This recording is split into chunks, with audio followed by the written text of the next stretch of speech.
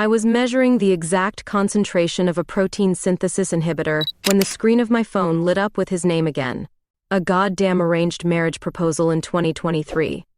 Meanwhile, the petri dish in my hand contained what might be the breakthrough in antibiotic resistance we'd been chasing for months. The irony wasn't lost on me. I could potentially save countless lives, but couldn't escape the suffocating traditions that had followed me across the Atlantic. The sterile lab with its fluorescent lights and antiseptic smell had become more of a home than anywhere else in Montgomery. I'd fled here 6 months ago, trading my family's Boston mansion for a cramped apartment and research position. The microscope before me revealed orderly cells, perfectly contained and predictable, unlike the chaos of my personal life. "Avery, these results are promising," Dr. Chen said, sliding a folder across the pristine counter. His voice carried the same measured tone he used when discussing failed experiments. "But the department's pushing for faster outcomes." My fingers trembled slightly as I opened the folder, the cool metal of my mother's ring, the only thing I'd brought from home, pressing against the paper. The data blurred before my eyes as another text buzzed through. "My father again. He's a good man from a respected family. Don't throw away your future for this science obsession." The lab's ventilation system hummed steadily in the background, pushing artificially cooled air through the room that suddenly felt too small. Outside, autumn leaves scratched against the windows like fingernails, an unsettling percussion to my racing thoughts. "I need some air," I muttered, peeling off my latex gloves with more force than necessary. The hallway's polished floor reflected my distorted image as I hurried toward the exit. Just as the automatic doors opened, releasing the scent of rain-soaked earth, I collided with someone entering. "Sorry, I wasn't." The words died in my throat. She stood framed in the doorway, blonde hair darkened by rain, blue eyes narrowed in assessment. Her camera hung around her neck like an extension of herself. "Dr. Harris, I presume? I'm Dr. Kennedy Hall." Her handshake was firm, confident. "Your new supervisor." Something in her gaze made me think she could see right through me, past the lab coat, past the carefully constructed persona of the dedicated scientist, to the woman running from ghosts. "I've reviewed your work," she continued, raindrops sliding from her coat onto the pristine floor. "Impressive methodology, though your conclusions seem restrained." The scent of rain and something distinctly floral, roses perhaps, clung to her. It was jarringly out of place in our antiseptic environment, like she'd brought the outside world in with her. "I prefer certainty before commitment," I responded, the irony of my words hitting me immediately. Her smile shifted, revealing a hint of unexpected warmth. "Science demands both boldness and precision, Dr. Harris. I hope you'll find that balance here." I nodded, suddenly unable to look away from her face. Something familiar there, something I couldn't place. As she walked past me, her shoulder brushed mine, sending an unexpected current through my body. That night, as I unpacked my meager belongings in my apartment, my phone rang again. This time, I answered. "Avery, he's coming to find you," my mother whispered urgently. "His family has connections at Westfield. Someone named Hall." The photograph I'd been about to hang, me at graduation, slipped from my fingers, shattering against the floor. I stared at the scattered glass, remembering Kennedy Hall's assessing gaze. It would be 3 more weeks before I discovered who she really was, and by then it would be too late for both of us. Community events were the last place I wanted to be after 3 weeks of tiptoeing around Kennedy Hall in the lab, but Melissa from Biochem had insisted this photography exhibition would humanize me, whatever the hell that meant. So here I stood, nursing a plastic cup of mediocre wine in Montgomery's Art Center, pretending to understand the artistic merit of blurry landscapes. "You look like you'd rather be dissecting something," a voice said behind me. I turned to find Kennedy, looking nothing like the stern supervisor I'd grown accustomed to. Her lab coat was replaced by a simple black dress that hugged curves usually hidden beneath shapeless professional attire. My throat went dry. "I'm more comfortable with microscopes than mingling," I admitted, taking another sip to hide my sudden nervousness. Kennedy's lips curled into a smile. "Then you might appreciate precision in other forms. Come with me." She led me toward a collection in the far corner, her perfume, something woody with hints of vanilla, trailing in her wake. I followed, hyper-aware of her presence, of the gentle whisper of her dress against her legs, of the suspicious weight of my mother's warning still hanging around my neck. "These are My words faded as I took in the photographs, black and white images capturing impossible details. A dewdrop suspended from a spider's web, the microscopic texture of a moth's wing, the complex architecture of a snowflake. Yours, I finished, recognition dawning. The same meticulous attention to detail that made Kennedy a brilliant scientist was evident in every frame. She nodded, a hint of vulnerability crossing her features. Science and art aren't as different as people think. Both require seeing what others miss. My fingers traced the air above one photograph, a woman's hands holding a broken watch, the inner mechanisms exposed like a patient on an operating table. This is extraordinary. Most people walk right past this section, she said, her voice softer than I'd ever heard it. Too understated for their taste. The gallery lights dimmed slightly, casting Kennedy's face in gentle shadow. For the first time, I allowed myself to really look at her. The fine lines at the corners of her eyes, the slight asymmetry of her features that somehow added to her beauty rather than detracting from it. "What about you?" she asked. "Do you have creative outlets beyond the lab?" I almost lied, almost fell back on the safe persona I'd constructed. But something in her genuine interest broke through my defenses. "I shoot too. Mostly abandoned places, buildings reclaimed by nature."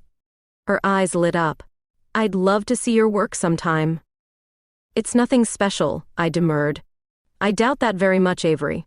My name in her mouth felt different somehow, warmer, more intimate than it had any right to be. The air between us seemed to thicken, charged with something I wasn't ready to name.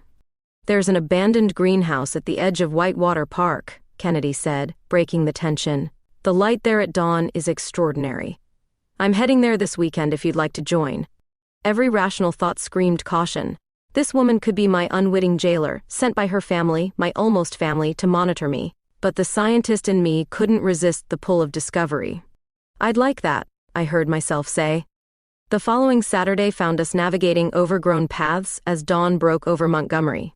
Kennedy moved with surprising agility, camera equipment bouncing against her hip, blonde hair catching the first golden rays of sunlight. The morning dew soaked through my shoes, the cold a sharp contrast to the warmth spreading through my chest. "It's just ahead," Kennedy called back, excitement making her voice musical. The greenhouse emerged from the mist like a forgotten cathedral, shattered glass panels creating a kaleidoscope of light and shadow. We worked in companionable silence, breaking it only to point out particularly striking angles or unusual plants reclaiming the space. "You have a good eye," Kennedy said, reviewing some of my shots. Her shoulder pressed against mine as we huddled over the camera's small screen, her warmth seeping through my jacket. "I had a good teacher in college." I smiled at the memory. "He said photography was truth-telling without words." "And what truth are you telling, Avery Harris?" Her question held more weight than it should have. Before I could formulate a safe answer, Kennedy's phone rang. Her expression shifted as she glanced at the screen. "I need to take this. It's my brother." She stepped away, but not far enough that I couldn't hear fragments. "Yes, I've met her. No, I don't think she suspects anything. Just give me time." Ice flooded my veins. The camera nearly slipped from my suddenly numb fingers. Her brother. My abandoned fiancé. The connection I'd been both dreading and denying slammed into focus with devastating clarity. When Kennedy returned, her smile seemed different, calculated rather than carefree. Or perhaps it was my perception that had changed. The morning light now felt harsh rather than golden, exposing everything I'd been trying to hide. "Everything okay?" I managed to ask.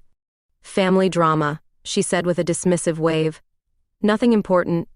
The lie hung between us like the shattered glass overhead, beautiful, dangerous, and impossible to ignore. For 3 days, I avoided Kennedy like she was contaminated cell culture. I rescheduled lab sessions, claimed equipment malfunctions, and once literally hid in a supply closet when I heard her voice in the hallway. "Real mature, Dr. Harris." The revelation at the greenhouse had shattered something fragile that had been growing between us. Each night I packed my meager belongings, only to unpack them again by morning. Logical arguments battled with emotions I wasn't ready to confront. If I left now, where would I go? My research was just gaining momentum. And Kennedy.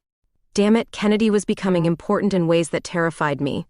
"You're avoiding me." Her voice came from my office doorway late Thursday evening.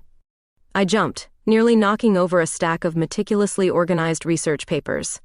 Kennedy stood framed in the doorway, lab coat exchanged for a simple blue sweater that made her eyes look impossibly deep. "I've been busy," I lied, focusing on rearranging papers that didn't need rearranging. "Bullshit." She closed the door behind her with a soft click that somehow sounded like a death sentence. "Something happened at the greenhouse. You've barely spoken 10 words to me since." The air conditioner hummed in the background as I searched for words that wouldn't reveal too much. My heart hammered against my ribs like it was trying to escape. "I'm just dealing with some personal issues." "Is it your family?" Kennedy asked, moving closer. The scent of her perfume, now familiar enough to trigger an automatic response in my body, filled my senses. "You seemed upset after my call." The irony was almost painful. Here she was, pretending concern, while reporting back to the very people I'd fled from. Yet her eyes held genuine worry that made my throat tight. "Does your brother talk about me?" The words escaped before I could stop them.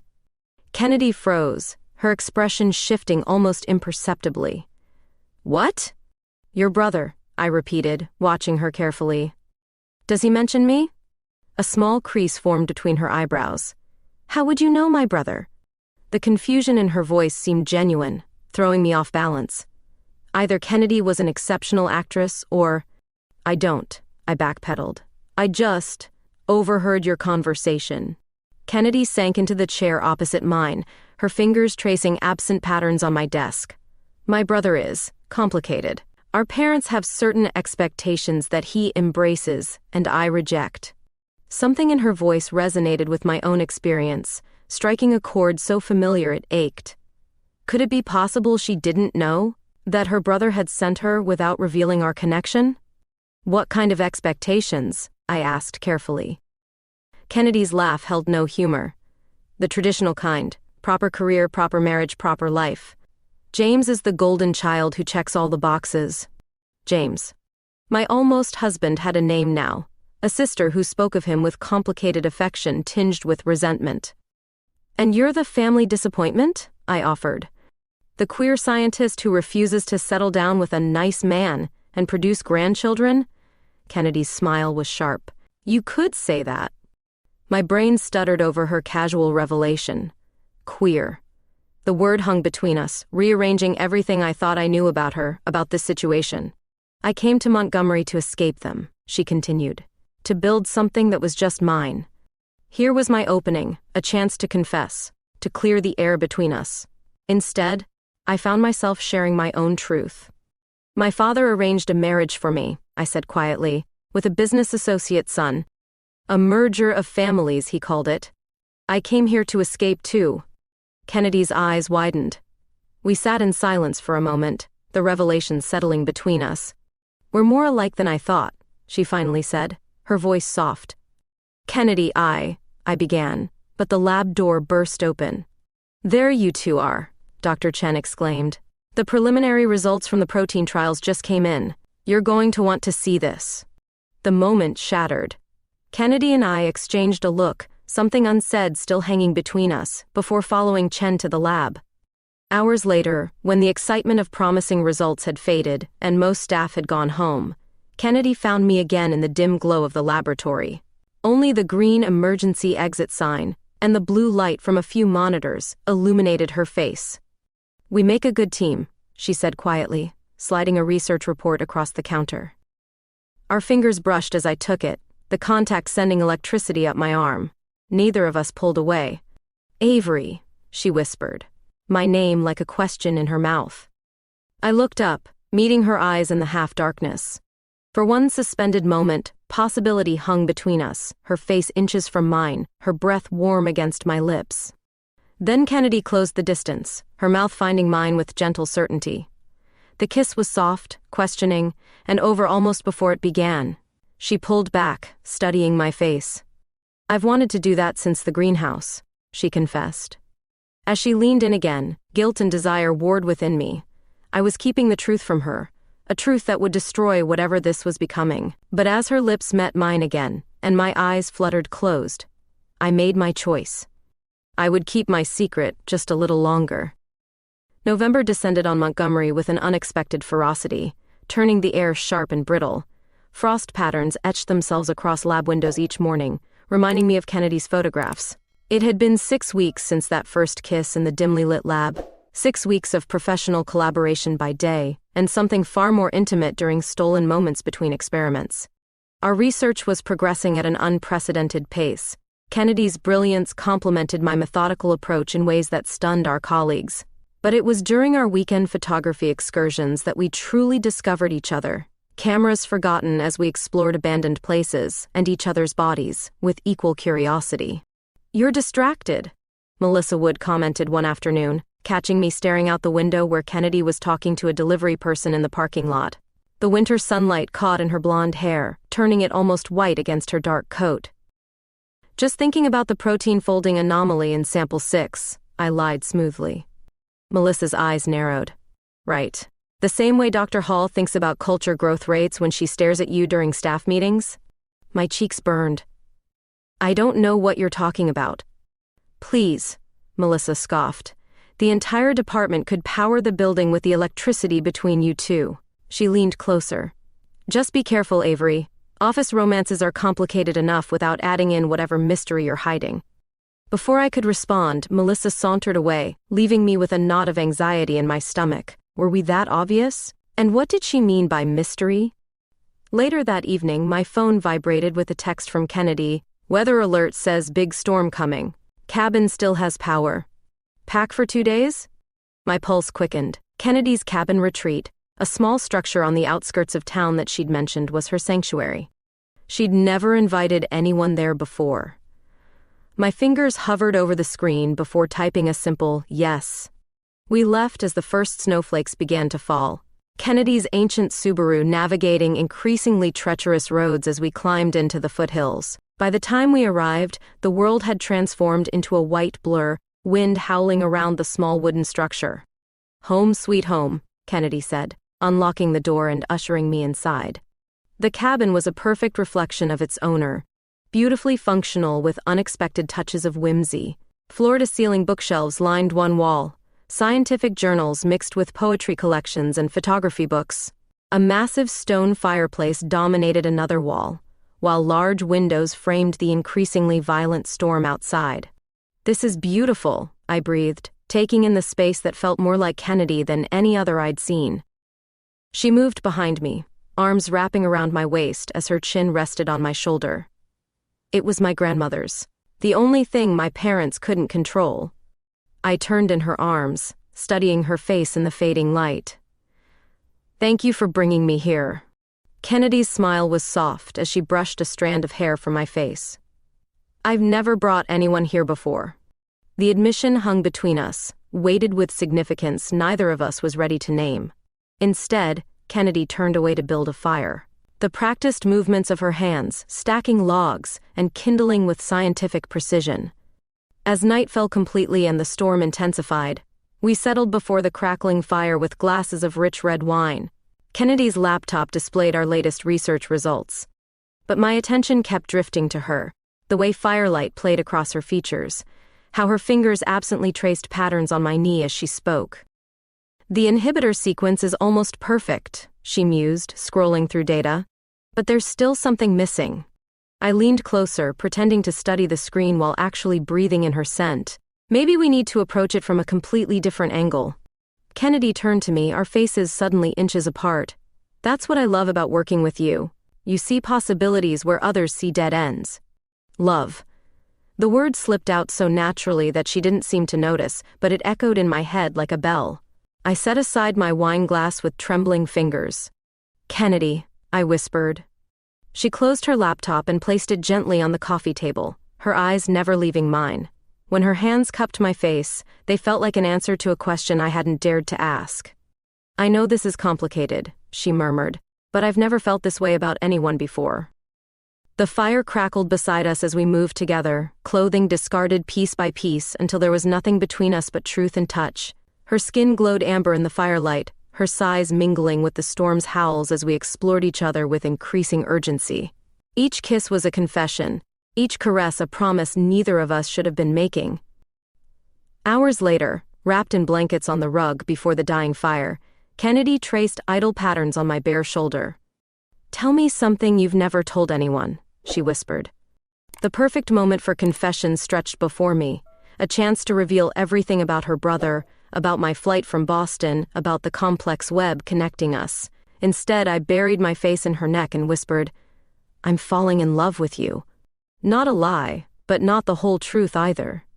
Kennedy's arms tightened around me. "I'm already there," she admitted, her voice vulnerable in a way I'd never heard before. As we drifted to sleep, the storm raging outside but peace finally settling within me, my phone vibrated in my discarded jeans. I ignored it, unwilling to break this perfect moment. I wouldn't see the text until morning, an unknown number with 5 simple words that would shatter everything. "I know where you are, Avery." The text message glowed on my phone screen like a curse. I read it 17 times before Kennedy stirred beside me, her arm tightening around my waist as morning light filtered through snow-covered windows. "Everything okay?" she murmured against my shoulder. I locked the screen and forced a smile. "Just work emails." But the message followed me like a shadow as we spent the day snowbound in Kennedy's cabin, during breakfast at her rustic kitchen table, while we made love again in front of the rekindled fire, as we worked remotely on research calculations. 5 words hovered at the edges of my consciousness. "I know where you are, Avery." When Kennedy suggested driving back to town that evening as the roads cleared, relief flooded through me. The cabin no longer felt like a sanctuary but a trap. Every creak of settling wood made me jump, every shadow outside the windows seemed threatening. Back in my apartment, I triple-checked the locks before calling my mother from the bathroom with the shower running to mask my voice. "Someone found me," I whispered, panic edging my words. Her sharp intake of breath carried through the line. "James?" "I don't know." I pressed my forehead against the cool tile wall. "But I got a message. They know where I am." "You need to move again," she insisted. "I can wire money." "I can't." The admission felt like surrender. "My research, Kennedy. Everything is here now." "Kennedy?" my mother repeated, her voice suddenly distant. "Kennedy Hall." "You're involved with her, aren't you?" The silence stretched between us like a confession. "Avery, listen to me very carefully," she finally said. "If James discovers his sister has feelings for you—" "Don't," I cut her off. "I'll handle this. I just need time." After ending the call, I returned to find 3 missed calls from Kennedy. The third voicemail sounded urgent. "Avery, call me. My father just called asking strange questions about you." My blood turned to ice. The coincidence was too perfect. I was dialing Kennedy's number when my own phone rang, my father's name flashing on the screen. "Against better judgment," I answered. "You've embarrassed this family for the last time," he began without preamble. "James is being more than generous, still wanting you after this little rebellion. You will return to Boston immediately." "Or what?" I challenged, anger finally overtaking fear. "Or I'll make sure your precious career and your relationship with the Hall girl both come to very public, very messy ends." My hand trembled so violently I nearly dropped the phone. "You're bluffing." "Am I? The research grant that funds your position, who do you think sits on the board? And what do you think James would do if he discovered his sister was sleeping with his runaway fiancé?" The threat hung in the air long after I ended the call.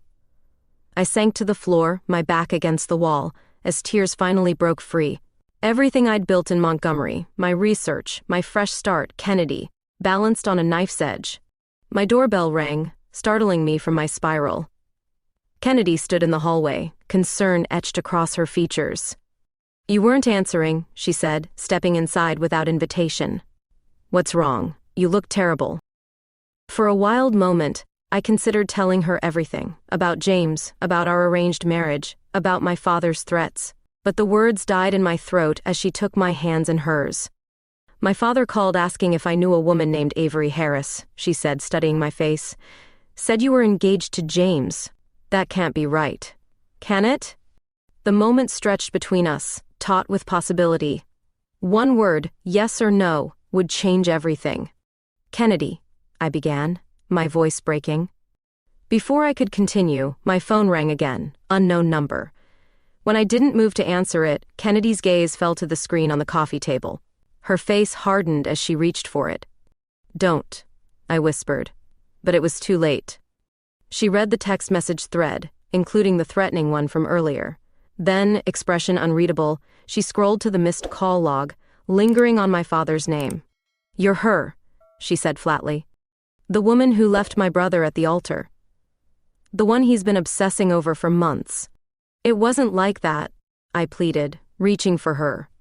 Kennedy stepped back, her eyes suddenly cold. "Were you ever going to tell me, or was this just some elaborate revenge against my family?" "No, I didn't even know you were his sister until after we met." And then things changed. It became real. Her laugh held no warmth. "Real? You've been lying to me since the day we met." "I was scared," I admitted, tears flowing freely now. "I was afraid of losing you, of losing everything we were building." "Well, congratulations." Kennedy moved toward the door. "You just did." As the door closed behind her, my phone chimed with another message. This time from Melissa Wood. "Need to speak with you urgently. Have photographic evidence of policy violations between you and Dr. Hall. Meeting tomorrow or going to ethics committee." I stared at the ceiling, watching shadows crawl across it as night deepened. My career threatened by my father, my relationship destroyed by truth too long concealed, and now Melissa with some kind of evidence that could professionally ruin us both. By morning, I'd made my decision. I would face Kennedy, tell her everything, not to win her back, but because she deserved the whole truth. Then I'd confront Melissa, whatever the consequences. When I arrived at the lab, Kennedy's office was empty, her personal items gone. Only a single photograph remained on her desk, the one we'd taken together at the greenhouse, torn precisely down the middle. Kennedy's absence created a void that echoed through the laboratory. For 3 days, I existed in limbo, sleeping on the office couch, showering in the decontamination area, and pouring myself into our research with manic intensity. Science had always been my refuge, and now it was my only one. On the 4th day, Dr. Chen found me adjusting microscope settings at 4 a.m. "This isn't sustainable, Avery," he said quietly. "When's the last time you ate something that wasn't from the vending machine?" I ignored the question, focusing on the cell cultures that were showing remarkable resistance to our newest antibiotic compound. The breakthrough was happening, with or without Kennedy. "She's still listed as TO researcher," I said instead. "She deserves credit when we publish." Chen sighed. "She's taken personal leave, but that's not why I'm here." He placed a formal envelope on the counter. "The annual Montgomery Science Gala is next week. The board wants to recognize your team's progress." The gala, of course. The premier scientific social event in the region, where research grants were unofficially decided and careers made or broken. Under normal circumstances, it would be cause for celebration. "I'm not going," I said flatly. "It's not optional." Chen's voice held rare firmness. "Too many important people are interested in your work, and Dr. Hall has already confirmed her attendance." My head snapped up. "Kennedy's going?" "Apparently." Chen shrugged. "Separately, of course." The week passed in a blur of preparation. I practiced explanations of our research until I could recite them in my sleep, hoping the science would speak for itself even as my personal life imploded around me. Melissa Wood had mysteriously backed off after I confronted her, claiming she'd reconsidered her position, which felt more ominous than reassuring. The night of the gala arrived with unseasonable warmth, a brief January thaw turning Montgomery's streets to slush. I stood before my apartment mirror, barely recognizing the woman reflected back, hair styled in soft waves, emerald dress matching my eyes, mother's ring gleaming on my right hand. A scientist playing dress-up. The Montgomery Museum of Science had been transformed for the evening, its cavernous main hall draped in lights that mimicked constellations. I sipped champagne while navigating conversations with board members and potential investors, explaining our breakthrough with practiced precision while scanning the room for Kennedy.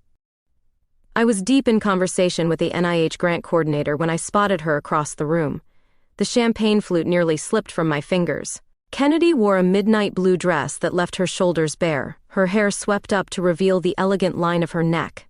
She was nodding politely as an older man spoke, but her eyes were distant. As if sensing my gaze, Kennedy looked up. For an instant, the crowded room vanished, just us, locked in silent communication across an impossible divide. Then her brother stepped into view beside her, his hand on her shoulder, his face turning to follow her line of sight. James Hall. My almost husband. More handsome than his photographs, with Kennedy's blue eyes but none of her warmth. I retreated to a dimly lit exhibit hall, heart hammering against my ribs. Hidden among displays of ancient medical instruments, I struggled to steady my breathing. "You clean up well, Dr. Harris." Kennedy's voice behind me sent electricity down my spine. I turned to find her leaning against a glass case, arms crossed defensively across her chest. "The research data came back," I blurted out. "The inhibitor worked. We did it." Her expression softened momentarily before the mask returned. "Congratulations. It's your achievement too," I insisted. "I've maintained all your original protocols, kept your name on everything." "How noble," she said, but the edge in her voice had dulled. "Is that why you came tonight? To tell me about the research?" Before I could answer, Kennedy stepped closer, close enough that I could smell her perfume. The same one from the cabin. "Or did you come to continue your observation of the Hall family? My brother's been looking for you." "I didn't know he would be here," I whispered. "I didn't want any of this, Kennedy." "What did you want then?" The question hung between us, demanding truth. I reached for her hand, surprised when she didn't pull away. "You," I said simply. "Just you. From the moment in that greenhouse, maybe from the first day, nothing else matters." Something shifted in her gaze, doubt warring with longing. She glanced over her shoulder toward the main hall before pulling me deeper into the shadows of the exhibit. In the dim blue light of an ancient astronomical display, Kennedy's lips found mine with desperate intensity. The kiss tasted of champagne and unshed tears, her hands tangling in my hair as my back pressed against cool glass. Months of research tension, personal conflict, and unspoken feelings converged in that moment, both of us knowing it was simultaneously a beginning and an end. "Kennedy," I breathed against her mouth, "there's so much I need to tell you." "There you are." We broke apart to find James standing in the exhibit entrance, his expression shifting from confusion to shock to cold rage as he processed the scene before him. "So this is where you've been hiding," he said, eyes locked on me. I should have known. Kennedy stepped forward, positioning herself slightly between us. "James." "Don't," he cut her off. "You knew who she was. You knew what she did to me, to our families." "I didn't know at first," Kennedy said, her voice steady despite her trembling hands. "And when I found out—" "When you found out, you should have told me," he snapped. "Instead you're what? Sleeping with my fiancé?" "Ex-fiancé," I corrected, finding my voice. "It was an arrangement, not a relationship. We never even met." James laughed bitterly. "And now I see why. My own sister. My God, wait until Father hears about this." As he turned to leave, Kennedy caught his arm. "James, please, it's not what you think." The look he gave her contained such betrayal that even I felt it sting. "It's exactly what I think. The perfect career, the perfect life I built, all of it meant nothing once she walked away. And here you are, throwing yourself at her like some desperate." Kennedy's palm connected with his cheek, the sound echoing through the empty exhibit hall. "Get out," she whispered. For a moment, I thought he might retaliate. Instead, James straightened his tie and backed away. "This isn't over, for either of you." As his footsteps faded, Kennedy and I stood in silent aftermath, the glow of scientific achievement overshadowed by personal catastrophe. Kennedy's disappearance from the lab became complete after the gala. Her name remained on our research, but she conducted her portion remotely, communicating through terse emails and shared documents with no personal content. I threw myself into completing our work, the sterile environment of science providing structure when everything else had collapsed. 2 weeks of silence stretched into a month. February arrived with bitter cold that matched the emptiness I felt each time I passed Kennedy's vacant office. Dr. Chen had become my only regular human contact, his concern evident but thankfully unspoken. "The final trials are exceeding expectations," he remarked one evening as we reviewed data. "The resistance breakdown is unprecedented. You and Dr. Hall have created something remarkable." Dr. Hall. Even her name spoken aloud created a physical ache. I nodded, focusing on the numbers rather than the memories they evoked. Kennedy's excited voice as we'd first hypothesized this approach, her hand brushing mine as we'd adjusted equipment, her lips against my ear whispering we're close when our preliminary data had shown promise. I think we're ready to submit for publication, I said, my voice professionally detached. Will you ask Kennedy, Dr. Hall, to review the final draft? Chen studied me for a moment. Perhaps you should deliver it personally. She doesn't want to see me. Are you certain? He slid a campus newspaper across the desk. The photography department's featuring a special exhibition this week. Solo artist. The photo accompanying the article made my heart seize. A black and white image I recognized immediately, though I'd never seen this particular print. It was me, captured through Kennedy's lens during our day at the greenhouse. My profile was silhouetted against fractured light through broken glass. My expression one of wonder as I examined a stubborn vine that had grown through the ruins. I'd had no idea she'd taken it. The exhibition title read, Reclamation, Beauty Through Breaking. After Chen left, I sat alone in the darkened lab, staring at the photograph until my vision blurred. Kennedy had transformed our shattered connection into art. But what was she trying to say? That night, I began my own form of communication, a series of photographs documenting our research journey together.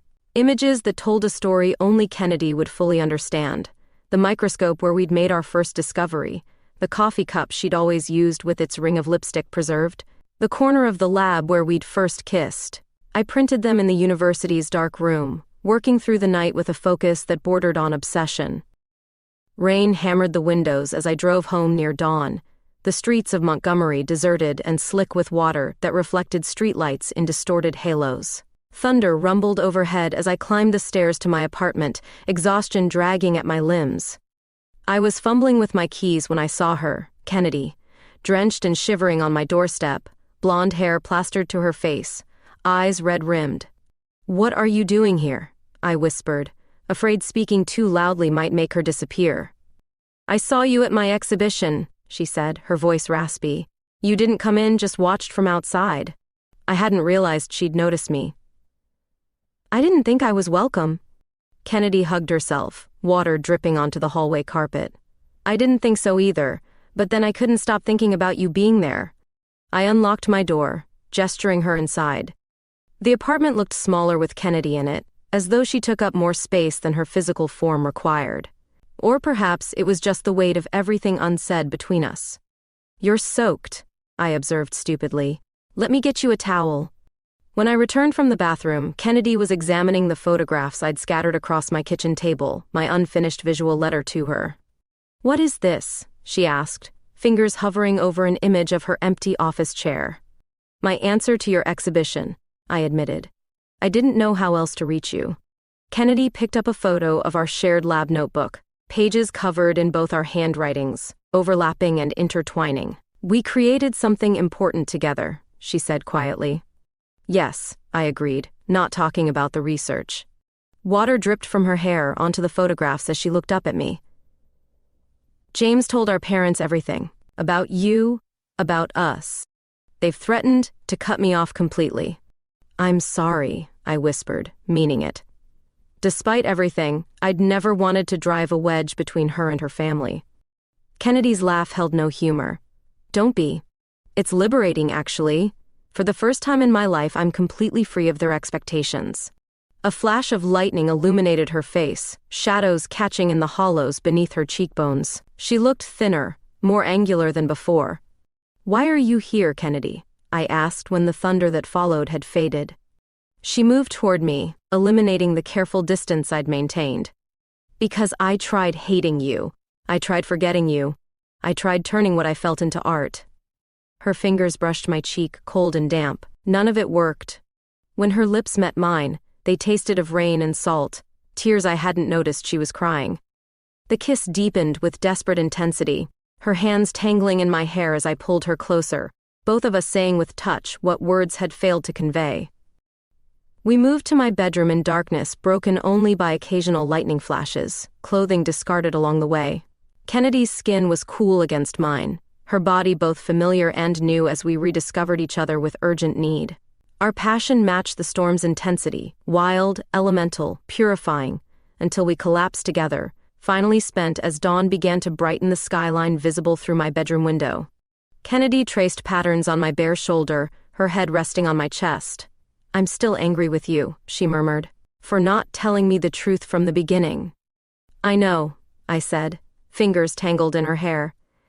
I should have trusted you. Yes, she agreed.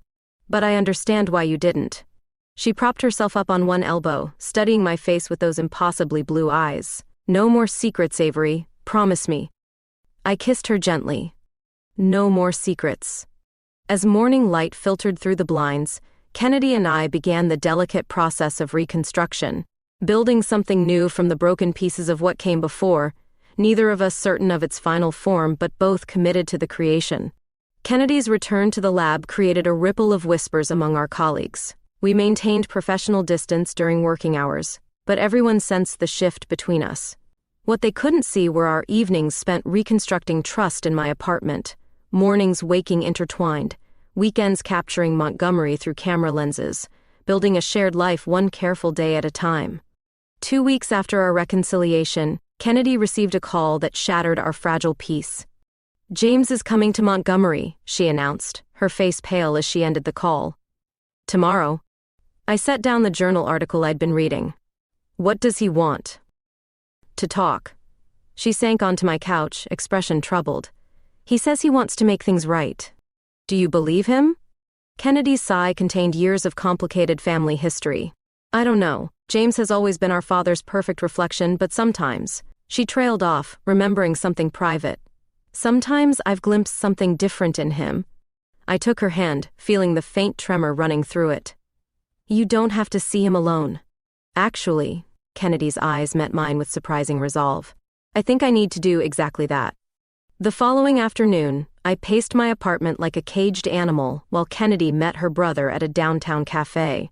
Every scenario played through my mind, James convincing her to return to Boston, threatening her career, or worse, making her doubt what we'd rebuilt together. When my phone finally rang, Kennedy's voice was strained. Can you come to the park across from Richardson Hall? I need you. I found them on a bench beneath blooming cherry trees, an incongruously beautiful setting for what was clearly a tense conversation. James looked up as I approached, his expression unreadable. He was dressed impeccably in a tailored suit that seemed excessive for Montgomery's casual atmosphere. Dr. Harris, he acknowledged with a slight nod. I suppose it's appropriate you join us. We were just discussing you. Kennedy reached for my hand as I sat beside her, her fingers intertwining with mine in a public declaration that made James's jaw tighten. I was explaining to my brother that my relationship with you isn't negotiable, Kennedy said, her voice steadier than her grip would suggest. James stared at our joined hands. And I was explaining that father is prepared to cut Kennedy off completely, financially, professionally, familially, if she continues this. Arrangement. It's not an arrangement, I snapped. It's a relationship, something you and my father tried to reduce to a business transaction. To my surprise, something like shame flickered across James's features. The merger would have benefited both our families. We're not talking about corporate entities, Kennedy interjected. We're talking about human lives, mine, Avery's. The cherry blossoms above us released a gentle shower of pink petals as a breeze passed through, landing on James's immaculate suit jacket. He brushed them away with an irritated gesture. What do you want from Kennedy? I asked directly. James straightened, his businessman's mask clicking back into place. I want her to consider her future. Everything she's worked for. Everything our family has built. I have considered it, Kennedy said quietly. That's why I'm staying, with Avery, with my research. With the life I've chosen. For a long moment, James was silent, the family resemblance between them never more apparent than in the stubborn set of their jaws. Finally, he turned to me. You were promised to me, he said, an odd vulnerability breaking through his polished exterior. I had plans. For us. Plans I never agreed to, I reminded him gently. You never even met me, James. You were in love with an idea, not a person. Something shifted in his expression, realization, perhaps, or simply resignation. He stood abruptly, brushing invisible lint from his trousers. Father won't accept this, he warned Kennedy. He'll follow through on his threats. Kennedy's grip on my hand tightened. Then I'll build something new. As James walked away, his shoulders slightly less squared than when he'd arrived, Kennedy released a breath I hadn't realized she was holding. Are you okay? I asked, searching her face. No, she admitted with surprising candor. But I will be. 2 days later, we received confirmation of her father's promises. Kennedy's supplemental research funding was withdrawn without explanation, and the lab equipment she'd been promised from her family's foundation was suddenly reallocated to another facility. That evening, we sat in my apartment surrounded by financial statements and grant applications, Kennedy methodically calculating what remained of her independent resources. I can sell the cabin, she mused, making notes in her precise handwriting. No, I shook my head emphatically. That's your sanctuary. Kennedy's smile held both sadness and determination. Some things matter more. As spring settled over Montgomery, Kennedy faced her family's rejection with a grace that left me in awe. She called her mother once a week despite receiving only voicemail. She sent her father updates on our research progress that went unanswered. And slowly, the pain in her eyes when speaking of them began to dull. The most unexpected development came 3 weeks after James's visit. I arrived at the lab to find Kennedy in animated conversation with Dr. Chen, and my father standing awkwardly by the centrifuge. "What are you doing here?" I demanded, adrenaline surging as these separate worlds collided. My father, looking older and less imposing than I remembered, cleared his throat. "I came to see your work, the antibacterial resistance research." "And to see me," I translated flatly. He nodded once, his discomfort evident in his rigid posture. "Your mother has been persistent about mending fences." Kennedy excused herself with a gentle touch to my arm, giving us privacy while remaining visible through the glass partition, a silent promise of support. "You threatened my career, my relationship," I reminded him, keeping my voice low. "Why should I believe you want to mend fences?" My father's gaze drifted to Kennedy, who was pretending not to watch us. "Because I've never seen you fight for anything the way she says you fought for this." For her. The admission stunned me into momentary silence. "I won't apologize for the arrangement with the Halls," he continued stubbornly. "It was a sound decision, but perhaps—" He hesitated, the words clearly difficult. "Perhaps I should have considered your wishes more carefully." It wasn't quite an apology, but from a man who considered admission of error a moral failing, it was significant. "And Kennedy?" I asked. "What about her family?" My father's expression hardened slightly. "Charles Hall is a proud man. It will take time." "Time we're willing to give," I said, suddenly certain I was speaking for us both. 6 months passed like frames in one of Kennedy's time-lapse photographs, each moment distinct yet flowing seamlessly into the next. Autumn returned to Montgomery, painting the world in the same colors that had surrounded us when we first met. Our antibacterial resistance research had been published in the Journal of Biochemical Innovation to significant acclaim, cementing both our professional reputations and our position as scientific partners. But it was our personal partnership that had truly flourished, nurtured in the aftermath of confrontation and choice. Kennedy had moved into my apartment 3 months earlier, her photography equipment and scientific journals finding homes alongside mine as naturally as she had. "Are you nervous?" Kennedy asked, adjusting the lighting in the small gallery where our joint exhibition was to open in less than an hour. "Terrified," I admitted, rearranging a frame for the 3rd time. "These are our stories on these walls." Through the lens of love represented months of collaborative work, Kennedy's striking scientific imagery paired with my architectural and natural studies, creating visual conversations that told our journey without words. The centerpiece was a diptych, her photograph of me in the greenhouse alongside mine of her standing in the ruins of an old church, light filtering through stained glass onto her upturned face. "They're going to love it," Kennedy assured me, her hand finding mine with practiced ease. The exhibition opening exceeded our expectations. Montgomery's artistic community mingled with university colleagues, conversations flowing between scientific theory and aesthetic appreciation. Dr. Chen brought his wife, who purchased one of our collaborative pieces. Even Melissa Wood appeared briefly, offering stiff congratulations before departing early. Most surprisingly, my father attended, awkwardly examining each photograph with the intense concentration he usually reserved for financial statements. He and Kennedy maintained a careful cordiality that, while not warm, acknowledged their permanent connection through me. "Your mother would be proud," he said quietly as we stood before a photograph I'd taken of hands, Kennedy's and mine, intertwined against a microscope's base. "She always said you saw the world differently."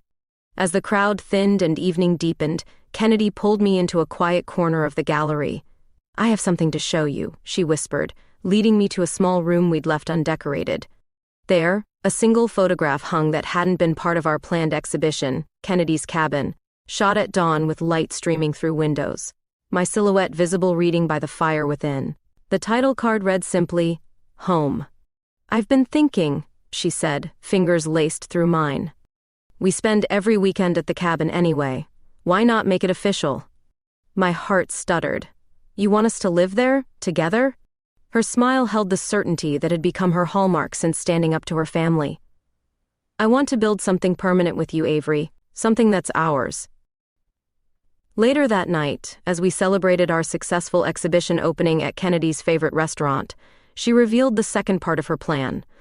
"I've been approached about starting an independent research firm," she explained, eyes bright with excitement. "Corporate funding, complete scientific autonomy, and," she paused dramatically, "they want us both." "Both?" I set down my wine glass in surprise. "Together?" "A package deal," she confirmed. "They were impressed by our publication and want the Harris Hall methodology." The Harris Hall methodology. Our names linked not just personally but professionally, permanently joined in scientific literature. "What about the university? Your tenure track?" I asked, mind racing. Kennedy shrugged with a newfound lightness. "Some things matter more than institutional security. We'd be building something that's entirely ours." The echo of her earlier words about the cabin wasn't lost on me. Home and work, both re-envisioned as spaces we created together, rather than inherited or occupied separately. 3 weeks later, we drove to the lake house for our first weekend as official co-owners and soon-to-be business partners. Kennedy had spent days preparing the cabin for what she called our new beginning celebration, refusing to let me see any of her preparations. The autumn leaves created a canopy of red and gold above the driveway, mirroring almost exactly the day we'd met at Westfield. I was struck by the symmetry. 1 year ago, strangers with hidden connections, now, partners with shared visions. Inside, Kennedy had transformed the cabin's main room. Photographs from our exhibition hung alongside new images she'd taken of the surrounding forest. A fire crackled in the hearth despite the mild temperature, creating the atmosphere of warmth and welcome that had first drawn me to this place. "This is perfect," I breathed, taking in the scene. Kennedy smiled, a hint of nervousness breaking through her usual confidence. "Not quite yet." She retrieved an old camera from the bookshelf, a vintage Leica I'd admired during our early photography excursions. "This was my grandmother's," she explained, placing it in my hands. "The first person in my family who taught me that expectations were made to be questioned." The camera felt heavier than its size suggested, weighted with history and meaning. When I opened the back where film would normally be loaded, I found instead a delicate silver ring with a small emerald that caught the firelight. My breath caught as I looked up to find Kennedy watching me intently. "I'm not proposing marriage," she clarified quickly. "Not yet. That's moving too fast even for us." "Then what?" I asked, voice barely above a whisper. "A promise," she said simply. "That whatever we build, our home, our work, our life, we build together. On our terms." Outside, the autumn leaves rustled in a sudden breeze, nature's applause for a moment years in the making. As I slipped the ring onto my finger, I marveled at how far we'd come from that first meeting at Westfield, from arranged marriages and family expectations to a choice that was entirely our own. Through the cabin window I could see both our reflections superimposed on the darkening forest, two women who had found each other despite every obstacle, framed by the world they were choosing to create together.